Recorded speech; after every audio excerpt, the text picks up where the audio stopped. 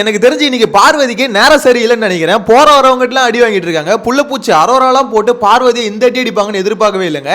Seriously Arora இவ்வளோ பேசுவாங்க, இவ்வளோ போல்டா பேசுவாங்க அப்படின்னு எதிர்பார்க்கவே இல்லை. ஃபர்ஸ்ட் டைம் அரோரா பார்த்தீங்கன்னா பார்வதியை போட்டு அடின்னு அடிச்சிருக்கு. ஸோ இந்த விஷயத்தை வியானான்னு ஒரு கிரிஞ்சு ஒன்று சுத்திக்கிட்டு இருக்குல்ல, இப்பயாவது பார்த்து கத்துக்கணும். ஏன்னா பார்வதி அடிக்கிறதுல ஒரு மேட்டரே இல்லை. கரெக்டான பாயிண்ட் இருந்தால் எதிர்த்து அடின்னு அடிச்சிட வேண்டியதுதான். எனக்கு தெரிஞ்சு அரோரா இவ்வளோ போல்டா பேசுறதுங்க.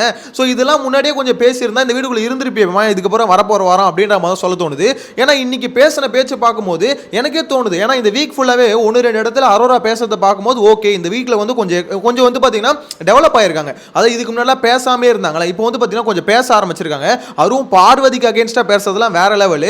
ஏன்னா வியானா மாதிரி பீஸுங்கெல்லாம் பாத்தீங்கன்னா பார்த்து இப்போ வரைக்கும் பயந்துட்டு இருக்கு. ஸோ அந்த சமயத்தில் பாத்தீங்கன்னா அரோரா வந்து ரொம்ப சைலண்டா இருந்துகிட்டு இந்த வாரத்தில் நிறைய டைம் வந்து பேசிட்டாங்க. அதுவும் இன்னைக்கு வந்து பாத்தீங்கன்னா பார்வதிக்கு சரியான செருப்படி கொடுத்துருக்காங்க அப்படின்ற மாதிரி தான் சொல்லணும். ஏன்னா பார்வதி வந்து பயங்கரமான ஒரு குற்றச்சாட்டு வச்சுட்டாங்க. நீ வந்து ஆபாசமா காமிக்கிற அப்படின்ற மாதிரி ஒரு வார்த்தையை பார்த்தீங்கன்னா அரோரா பார்த்து சொல்லிட்டாங்க. அதாவது அந்த டாஸ்க் அப்ப அரோரா என்ன சொல்லியிருப்பாங்கன்னா, ஒரு ரெண்டு அந்த பிரிக்ஸ் இருக்குல்ல, பிரிக்ஸ் இப்படி அடுக்குனா அது நேரா நிற்கும் அப்படின்ற மாதிரி கை காமிச்சிருப்பாங்க. அது வந்து ஆபாச குறியீடு அப்படின்ற மாதிரி ஏதோ சொல்லியிருப்பாங்க. ஸோ அந்த இடத்துல பார்த்தீங்கன்னா அரோரா வந்து பயங்கரமா காண்டா இருப்பாங்க. அதுக்கப்புறம் அந்த டாஸ்க்லாம் முடிஞ்சதுக்கு அப்புறம் வந்து கேட்பாங்க, என்ன மேட்ரு, எதுக்கு இந்த மாதிரி கை காமிக்கிற அப்படின்ற மாதிரி கேட்டதுக்கு, முதல்ல இது பாரு, என்கிட்ட உன் கூட எனக்கு பேசுறதுக்கு விருப்பம் இல்லை, நீ கிளம்புன்னு சொல்லிட்டு பார்வதி அமுச்சு விட்டுருப்பாங்க. இங்க பாருங்க, உங்களுக்கு வந்து பேச விருப்பம் இல்லை, உனக்கு பேசுறதுக்கு பாயிண்டே இல்லை, பாயிண்ட் இல்லாதனால தான் பயப்படுற, பேச தெரியல உனக்கு அப்படின்ற மாதிரி டைரக்ட் அடி. பார்வதியில அங்க பேசவே முடியல. இதுதான் இங்க விஷயம். யாரா இருந்தாலும் கரெக்டா பாயிண்டோட பேசினா யாரும் பார்த்தீங்கன்னா முன்னாடி நிற்க முடியாது. இன்னைக்கு பார்த்தீங்கன்னா பார்வதி வந்து டாஸ்க் முடிஞ்சதுக்கு அப்புறம் நம்ம ஜெயிச்சிட்டோம், டாஸ்க்ல நம்ம தானே ஜெயிச்சிட்டோம் அப்படின்ற மாதிரி ஒரு கெத்துல வந்து சுத்திக்கிட்டு இருக்காங்க. எனக்கு புரியல, நிறைய பேர் எக்ஸ்போஸ் பண்ணிட்டாங்களா அவங்க. இங்கே எக்ஸ்போஸ் ஆனது பார்வதி, நீங்க ஒரு கேம் பிளே ஆனீங்களே இந்த ராணின்ற ஒரு டாஸ்க்ல இருந்து. ஸோ அந்த டாஸ்க்ல வந்து பார்த்தீங்கன்னா நீங்க என்ன பண்ணணும்னா கரெக்டாக நீதி என்னவோ அதை கொடுக்கறதா ஒரு ராணியோட ரோல். வீக்கெண்ட்ல ஆனால் பார்வதிக்கு சரியான செய்கை இருக்கு அப்படின்ற மாதிரி தெரியுதுங்க. ஏன்னா அவங்க வந்து பார்த்தீங்கன்னா சாதிச்ச மாதிரி அண்ணன் தங்கச்சி ரெண்டு பேர் பேசிக்கிட்டு இருக்காங்க. என்ன விஷயம்னா திவாகரை பிடிச்சி ஜெயிலில் போட்டிருக்கணும், திவாகருக்கு ஒரு தண்டனை கொடுத்துருக்கணும். அதை கொடுக்க முடியல. திவாகரை பார்த்து பயந்து அது கொடுக்க முடியாம என்னென்னமோ பண்ணிக்கிட்டு இருந்துட்டு இப்போ வந்து பாத்தீங்கன்னா எல்லாமே நம்ம டீம் தான் ஜெயிச்சது. அதாவது இதுக்கு முன்னாடி ரெண்டு டாஸ்க்ல அவங்க ஜெயிச்சிருந்தாங்கல்ல, அந்த திவாகரோட டீம், தர்பூசணி டீம். ஸோ அதனால பாத்தீங்கன்னா அவங்களுக்கு தான் அந்த நாமினேஷன் ஃப்ரீ பாஸ் கொடுக்கணும்னு வந்தது. அந்த நாமினேஷன் ஃப்ரீ பாஸ் பாத்தீங்கன்னா சுபிக்ஷா கொடுத்துருக்காங்க. எனக்கு தெரிஞ்சு அந்த ரெண்டு டாஸ்க்ல ஜெயிச்சதுக்கு மெயின் காரணமா இருந்தது எஃப்ஜே ஒரு மெயின் காரணம். ஸோ அதனால எஃப்ஜேக்கே கொடுத்துருக்கலாம். ஆனா இங்க விஷயம் என்னன்னு பாத்தீங்கன்னா பார்வதி, நான் தான் நிற்பேன், நான் இவ்வளவு வழியிலையும் வந்து இந்த டாஸ்க் ஆனேன், ஸோ அதனால எனக்கு வேணும் அப்படின்ற மாதிரி சொன்னாங்க. ஆனா இந்த டாஸ்க்ல யார் நல்லா பண்ணாங்கன்றதான் கேள்வி. ஸோ அந்த வகையில் பாத்தீங்கன்னா எஃப்ஜேக்கு எனக்கு தெரிஞ்சு கொடுத்துருக்கலாம். ஏன்னா அந்த பையன் வந்து அங்கங்க பார்த்தீங்கன்னா ஓவரா கத்திக்கிட்டு பேசிக்கிட்டு இருந்தாலும் அந்த என்டர்டைன்மெண்ட் ஓரியன்டட் அவனால முடிச்ச பங்களிப்பு கொடுத்தான். பிளஸ் டாஸ்க்லையும் பார்த்தீங்கன்னா அவனோட பங்களிப்பு ரொம்ப முக்கியமாக இருந்தது. அந்த ஃபிளாக் டாஸ்க்லாம் அவன் தான் பார்த்தீங்கன்னா கொடியை ஒழிச்சு வச்சான். இருந்தாலும் பார்த்தீங்கன்னா எப்படி சொல்றது, மெஜாரிட்டி ஓட்டு வந்து சுபிக்ஷா இருந்தது. என்ன விஷயம் பார்த்தீங்கன்னா அந்த சைடில் கனி, சபரி எல்லாருமே பார்த்தீங்கன்னா சுபிக்ஷா ஓட்டு போட்டாங்க. ஆனால் இங்கே வந்து எனக்கு அதில் மாற்றுக்கிறது இருக்கு. சுபிக்ஷா பண்ணாங்க, நான் இல்லைன்னு சொல்ல. ஆனால் எனக்கு தெரிஞ்சு டாஸ்க் வின் பண்ணுறதுக்கு பெரிய ரோல் வந்து எஃப்ஜே பண்ண மாதிரி என்ன பொறுத்த வரைக்கும் பர்சனலாக ஃபீல் ஆகுது. எனவே சுபிக்ஷா வந்து இந்த கேப்டன்சி டாஸ்க் வந்து நீ ஆடுமா அப்படின்ற மாதிரி பார்த்தீங்கன்னா அவங்களுக்கு கொடுத்துட்டாங்க, ஓட்டு போட்டு கொடுத்துட்டாங்க. ஆனால் விஷயம் என்ன தெரியுமா, இன்கேஸ் சுபிக்ஷா கேப்டன்சி டாஸ்க்ல ஜெயிச்சாலுமே வேஸ்ட் தான். ஏன்னா இந்த வாரம் வீட்டுக்கு போயிடுவாங்க, ஓட்டு இல்லை சுத்தமாக அப்படின்றது தெரியும். இதனால தான் எல்லா வாரமும் ஓட்டு அந்த நாமினேஷனில் வரணுன்றது, நாமினேஷனை பார்த்து பயந்துக்கிட்டே இருக்குது. கடைசி வரைக்கும் பயந்துக்கிட்டே இருந்தால் எப்படி உள்ளே இருப்பீங்க, அந்த மாதிரி தான் சொல்ல தோணுது. திடீர்னு வந்தாங்க, வந்தவொடனே பார்த்தீங்கன்னா இப்போ ஓட்டே இல்லை சுத்தமாக. சுபிக்ஷாக்கும் ஓட்டு இல்லை, ரம்யாவுக்கும் ஓட்டு இல்லை. ஆப்வியஸாக பார்த்தீங்கன்னா ரம்யா போயிடுவாங்க. இந்த வாரம் டபுள் எவிக்ஷன் இருக்கும் அப்படின்ற மாதிரி தான் கெஸ் பண்ணிட்டு இருக்கோம். ஸோ டபுள் எவிக்ஷன் இருக்கும் பட்சத்தில் சுபிக்ஷா காலி, ரம்யா காலி. இன்கேஸ் இல்லை கனியை தூக்கிடலாம் அப்படின்ற மாதிரி முடிவு பண்ணால் கனியை தூக்கிடுவாங்க. எனக்கு தெரிஞ்சு கனியை தூக்க மாட்டாங்கன்னு நினைக்கிறேன். ஏன் தெரியுமா, ஏன்னா கனின்றது அவர் எப்படி சொல்ல, சேனல் சைட்ல இருந்து கனிக்கு வந்து ஒரு பிரெஃபரன்ஸ் இருக்கு. ஸோ அப்படின்னும் போது கனியை தூக்க மாட்டாங்க, அங்க சுபிக்ஷாவும் ரம்யாவும் தூக்கிடுவாங்க அப்படின்ற மாதிரி தோணுது. அரோரா அப்போ போக மாட்டாங்களா அப்படின்னு கேட்டீங்கன்னா இந்த வாரம் போக மாட்டாங்க கைஸ் அப்படின்ற மாதிரி சொல்ல தோணுது. ஏன்னா அரோராக்கு ஓட்டு இருக்கு, அன்அஃபிஷியல் என்னதான் ஓட்டு இல்லைனாலும் அஃபிஷியல் அரோராக்கும் ஓட்டு இருக்கு. ஆனால் அரோரா வந்து பார்த்தீங்கன்னா இந்த வாரம் கொஞ்சம் பேசவும் ஆரம்பிச்சிருக்காங்க. அதுவும் பார்வதி மாதிரி ஒரு ஆளை பார்த்தீங்கன்னா இந்த அடி அடிக்கிறாங்கன்னா எனக்கு தெரிஞ்சு இன்னொரு வாரம் வாய்ப்பு கொடுக்கலாமே அப்படின்ற மாதிரி மேபி யோசிச்சாங்கன்னா, இவ்வளோ நாள் கொடுத்தது சரி இன்னொரு வாய்ப்பு கொடுக்கலாமே அப்படின்ற மாதிரி யோசிச்சாங்கன்னா மேபி இன்னொரு வாரம் கொடுப்பாங்க அப்படின்ற மாதிரி தான் தோணுது. ஏன்னா இவ்வளவு போல்டா தெளிவா அந்த பொண்ணு பேசுதுங்க. ஏன் இவ்வளவு நாளா எப்படி சொல்றது மூடிக்கிட்டு ஒரு மூலையில உட்கார்ந்துட்டு இருந்ததுன்னு ஒண்ணுமே புரியல. இந்த இவ்வளவு நாளா பாத்தீங்கன்னா நம்ம என்ன நினைச்சோம், துஷாரோட கேம் பிளே காலி பண்ணது அரோரா தான் நினைச்சிட்டு இருந்தோம். ஆனா இப்பதான் தெரியுது துஷார் இருந்ததுனால தான் அரோரா பேசாம இருந்திருக்கு. அவன் போன ஒரு வாரமே பாத்தீங்கன்னா இவ்வளவு ஒரு பயங்கரமான மாற்றங்கள். ஆக்சுவலா இந்த அளவுக்கு போல்டா பேசுது அப்படின்னும் போது, இவ்வளவு தெளிவா பேசுது அப்படின்னும் போது, மொத வாரத்துல இருந்து இந்த மாதிரி பேசியிருந்தா எனக்கு தெரிஞ்சு கேம் பிளே பயங்கரமா இருந்திருக்கும் அப்படின்ற மாதிரி தோணுது. ஏன்னா அவங்க வச்ச பாயிண்ட் சரியான பாயிண்ட்.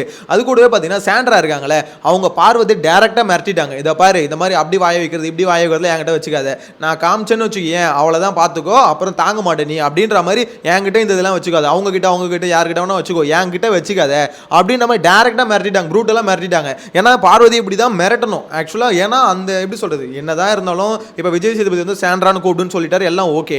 என்னதான் இருந்தாலும் ஏஜில் பெரிய ஆள், இது பாரு நீ என்ன பண்ண அது பண்ண இது பண்ண அப்படின்னு நம்ம ஒரு பாடி லாங்குவேஜில் பேசுவாங்கல்ல, யாரா இருந்தாலும் கம்பல்சரி இரிட்டேட் தான் ஆகும். சாண்ட்ரா செம்மையா பார்வதி ஹேண்டில் பண்றாங்க. பார்வதி எங்க தட்டி வைக்கணுமோ அங்க தட்டி வைக்கிறாங்க. ஒரு வார்த்தை கொஞ்சம் நெக்கலா அப்படி பேசும்போது பாத்தீங்கன்னா பட்டுன்னு ஒரு கொட்டி வைக்கிறாங்க. இந்த பாரு நீ யாருன்னு எனக்கு தெரியும், இப்படி இப்படி பேசிட்டு இருக்காத, நான் காமிச்சேன்னு வச்சுக்கேன் கிழிஞ்சிருவீங்க அப்படின்ற மாதிரிலாம் சொல்றாங்களே. எனக்கு அதை பார்க்கும்போது இப்படி தாண்டா இருக்கணும். இந்த வாரம் ஃபுல்லா சாண்ட்ரா ஒன்றும் பண்ணல பெருசா, ஆனா இந்த சம்பவமே போதும் அப்படின்ற மாதிரி இருக்கு. அவ்வளோ பயங்கரமா மிரட்டுறாங்க டைரக்டா பார்வதி அப்படியே எப்படி சொல்ற அடங்குறாங்க சாண்ட்ரா கிட்ட. ஏன்னா சாண்ட்ராவை பத்தி பார்வதி தெரிஞ்சு போச்சு, ஆஹா இந்த பொம்பளை வந்து லைட்டாக கொஞ்சம் ஏறிச்சுன்னா ஒரே வச்சு கிழிச்சிருது, நம்மளுக்கே டஃப் கொடுக்குது, ஸோ அதனால கொஞ்சம் அடக்கி வாசிக்கணும் அப்படின்ற மாதிரி என்ன பொறுத்த வரைக்கும் பார்த்தீங்கன்னா சாண்ட்ராவை பார்க்கும்போது பார்வதி கொஞ்சம் அடக்கி தான் வாசிக்கிறாங்கன்னு வச்சுக்கோங்களேன். இங்கே விஷயம் என்னன்னு பார்த்தீங்கன்னா சாண்ட்ரா அரோரா இவங்க ரெண்டு பேரும் கூப்பிட்டு பார்வதி வந்து கேட்குறாங்க, இந்த மாதிரி எதுக்கு நம்ம ராஜ்யத்திலேருந்து அந்த ராஜ்யத்துக்கு போனீங்க அப்படின்ற கேள்வி தான் பேசிக்காக வருது. இதில் வந்து பார்த்தீங்கன்னா சாண்ட்ரா மேலே இவங்க குற்றச்சாட்டு வைக்கிறாங்க. நேற்றுலேருந்தே சாண்ட்ரா நீங்கள் ஒரு பிளானை போட்டிங்க, இந்த மாதிரி எனக்கு எதிராக செயல்படணும், இங்கே இருந்து ஆட்சியை கவுக்கணும், இந்த ஆட்சியிலேருந்து அங்கே போகணும் அப்படின்ற மாதிரிலாம் நீங்கள் பிளான் பண்ணிங்க அப்படின்னு சொல்லும்போது சாண்ட்ரா க்ளீனாக சொல்லிட்டாங்க, ஏமா எனக்கு நேற்றுலாம் பிளான் இல்லை, ஆக்சுவலாக இங்கே பிளானிங் எப்படி போச்சுன்னா கனி இவங்களாம் தான் பிளான் பண்ணிட்டு இருந்தது, ஆனால் சாண்ட்ரா அந்த பிளானிங்கில் இல்லை. இவங்க என்ன சொல்கிறாங்கன்னா நான் பிளான்லாம் எதுவும் பண்ணலை, உனக்கு விசுவாசமாக தான் நான் இருந்தேன், ஆனால் இன்னைக்கு நீ பண்ண தெரியுமா ஒன்று, இங்கே ஒரு நீதி ரெண்டு பேருக்கு ஒரு பிரச்சனை வரும்போது கரெக்டான நீதியை கொடுப்பான்னு பார்த்தா அது வந்து நீ திவாகருக்கு ஃபேவராக ஒரு விஷயம் பண்ணிட்டு இருக்க, எனக்கு அது பிடிக்கல, ஸோ இங்கே வந்து தப்பாக நடக்குது அப்படின்னு சொல்லிட்டு தான் நான் அந்த இதுக்கு போயிட்டேன். இதுல நீ ஒரு கதையை கட்டிட்டு வந்து என்கிட்ட சொல்லாத, இதான் நடக்குது. ஏன்னா பார்வதி என்ன பண்றாங்க, அவங்க ஒரு விதமா புரிஞ்சுக்கிறாங்க, அதாவது அவங்கள வந்து அந்த அரியணையிலேருந்து இறக்கிறதுக்கு இவங்களா சதி திட்டம் ஒன்று பண்றாங்க. ஏமா பார்வதி அப்படி எதுவும் நடக்கலாமா அப்படின்ற மாதிரி சொல்ல தோணுது. இன்கேஸ் அப்படி இறக்கணும்னு நினைச்சிருந்தா உன்னையும் உங்க அண்ணனையும் முதல்ல ரெண்டு பேரையும் பார்த்தீங்கன்னா ஃபர்ஸ்ட் எடுத்து ஜெயிலில் போட்டிருப்பாங்க. ஏன்னா நீங்க ரெண்டு பேரும் அங்கே இறக்கணும், அந்த இடத்துக்கு வரணும்னு எனக்கு தெரிஞ்சு இந்த டாஸ்க்கை பார்க்கும்போது யாருமே விருப்பப்படல, வியானாவை தவிர. வியானா வந்து அந்த ஆசை இருந்தது பெருசா, ஆனால் அதுக்கு வந்து ட்ரை பண்ணல. ஸோ இந்த இடத்துல பார்வதியா ஒரு இமேஜினேஷன்ல போயிட்டு சாண்ட்ரா நம்மளுக்கு எதிராக ஒரு சதி திட்டம் பண்றாங்க அப்படின்னு இமேஜினேஷன் பண்ணின்னு கூப்பிட்டு கேட்டாங்க. அதுக்கு பார்த்தீங்கன்னா சாண்ட்ரா அவங்களால முடிஞ்ச அளவுக்கு பார்த்தீங்கன்னா நறுக்குன்னு கொட்டி விட்டாங்க அப்படின்னு நம்ம சொல்லணும். கொட்டி விட்டு சாண்ட்ரா போயிட்டாங்க.